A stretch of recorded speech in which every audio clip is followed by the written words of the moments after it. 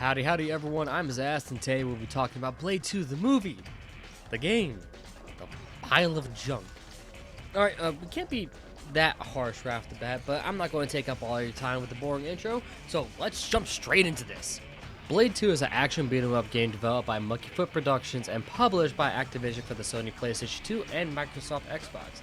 That was released September 3rd, 2002, featuring a never-before-seen omnidirectional combat system using the right stick.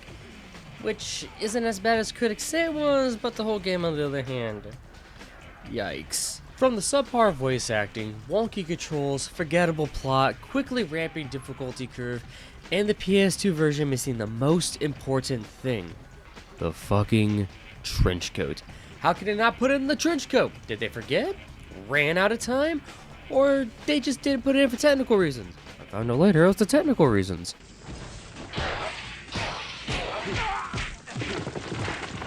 And on second glance, maybe they can keep it. But yeah, this game isn't very good. Maybe the critics are right, but I think it has a couple of things going for it. And I mean a literal couple. Like the graphics. Seriously, for an early 2000s movie tie-in game, they are pretty decent. The enemy designs are distinct enough to separate what type you're dealing with depending on the act you're on, and the environments, while repetitive, they are detailed enough to totally not get lost in. Like I did. Several times. The second thing being the game's soundtrack.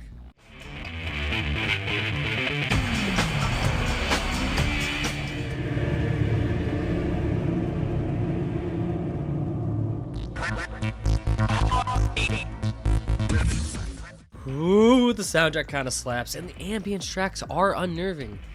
To me, at least. A wonderful mix of rock and techno that graces your ears throughout the journey.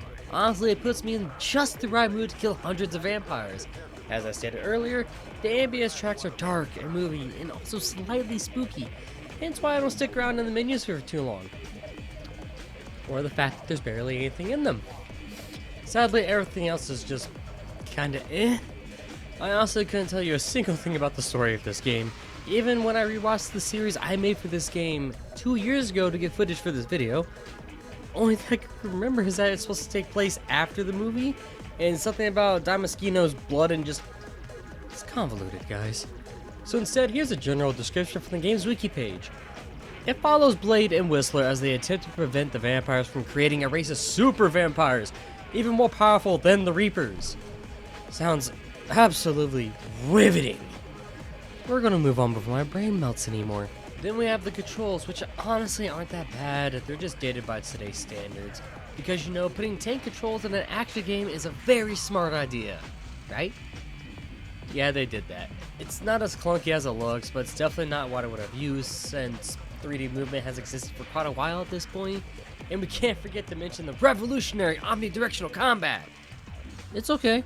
The true problem with it is not using the right stick for combat. It's rhythmical stick pushing needed to do combos and to be effective at said combat. The timing window is a little bit awkward, especially if you're using a more modern controller with sensitive sticks. Or then you could just be me and realize halfway through the game that using Blade's pistol and UV grenades is far more effective and just a little bit more tolerable. Finally, before we wrap things up, the difficulty. My goodness, the difficulty is rough. The game starts out dummy easy, but by the end of the game, dare I say it, it's damn near Dark Souls level of bullshit. Shall I mention the final level is a boss fight and an escort mission combined, and there's no healing or ammo resources anywhere in sight. Not to mention the Reapers. Yes, they are true and accurate to the movie and can only be killed by sunlight or an equivalent. But come on, it's a video game. I don't even think they could die by waiting around long enough like in the movie, since they have a short lifespan, except for Nomak, of course. In conclusion, albeit the game is clunky, the graphics aren't the best, and the story is dull and convoluted, give the game a shot. I'd say it's decent enough for a single playthrough, whether you get a physical copy, which I don't recommend because, well, look for yourself, or you could emulate it like I did and maybe enable the 60 FPS patch. And there you have it. I'm finally done with this fucking game. I can finally stop playing it. I'm done with Blade. Hallelujah. Thank God. Just wait till he realizes there's a game for the PS1. What? Fuck!